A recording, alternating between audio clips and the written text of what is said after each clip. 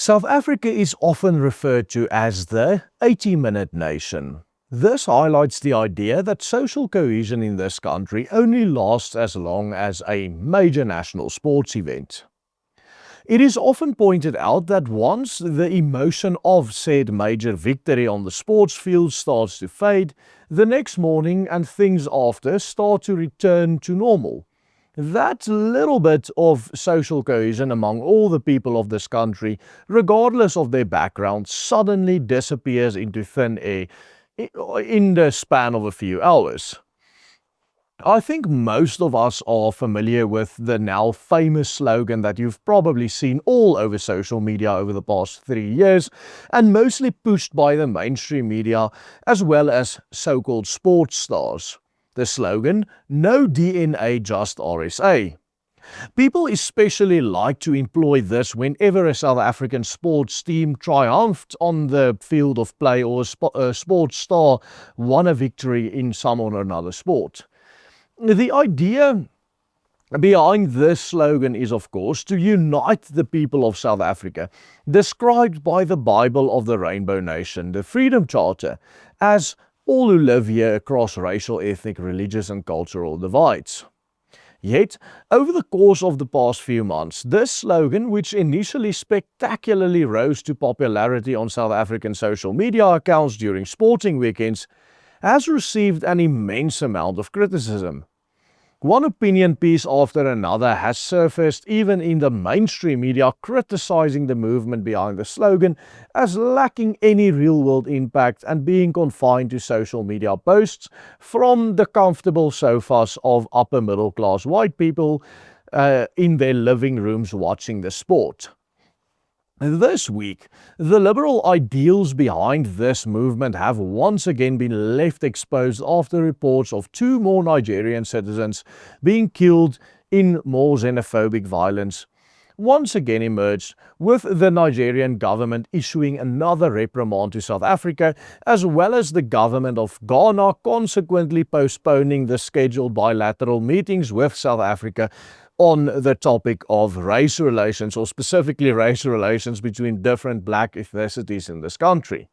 But why has such a movement, such as the one driven by the slogan "No DNA, just RSA," failed so miserably to gain any momentum and failed to make any impact beyond perhaps merely unifying a very small group of white upper middle class sports fans?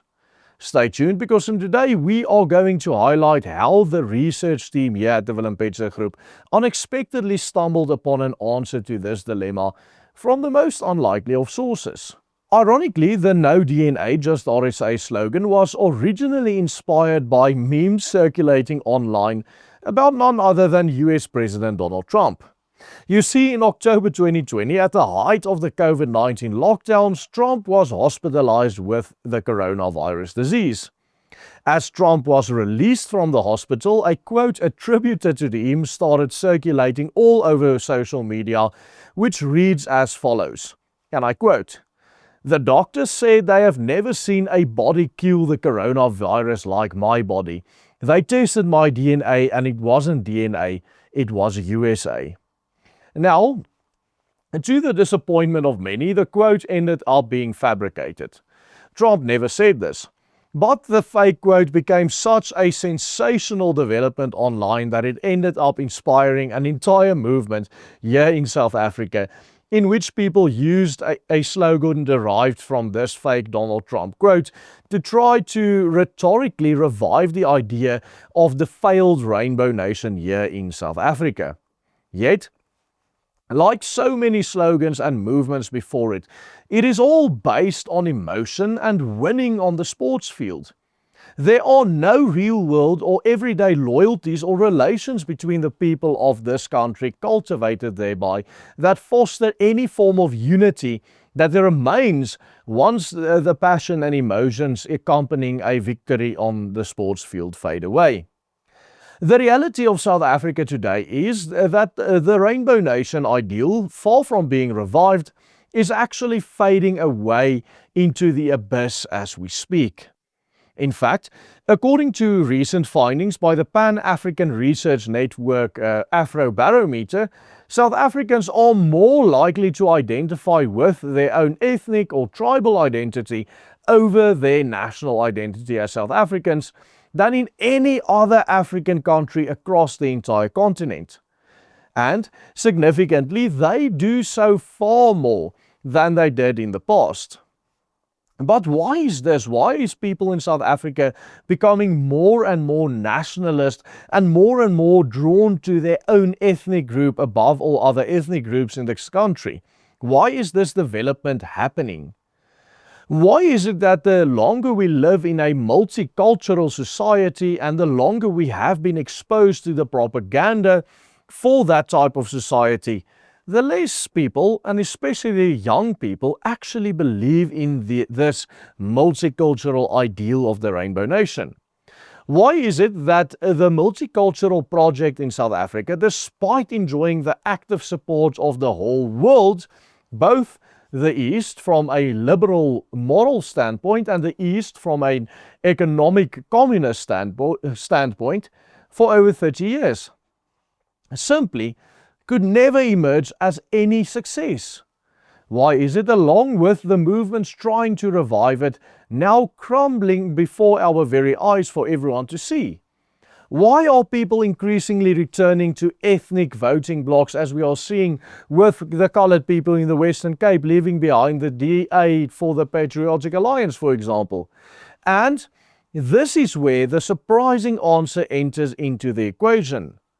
In a recent video released by a highly influential Reformed Christian pastor in the United States, Dale Partridge, he very concisely explains why the projects such as the Rainbow Nation in South Africa are fundamentally at odds with the nature and purpose of our very design as human beings.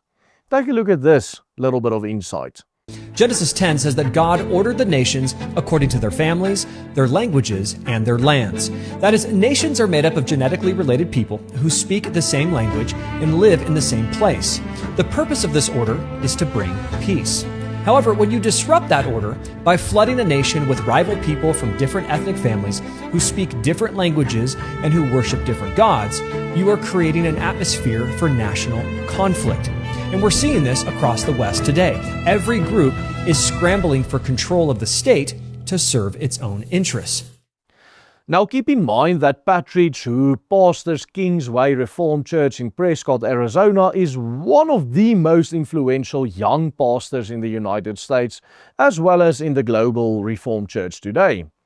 Partridge has no less than 152,000 followers on X, for example, which undoubtedly makes him one of the pastors with the widest global reach alive today.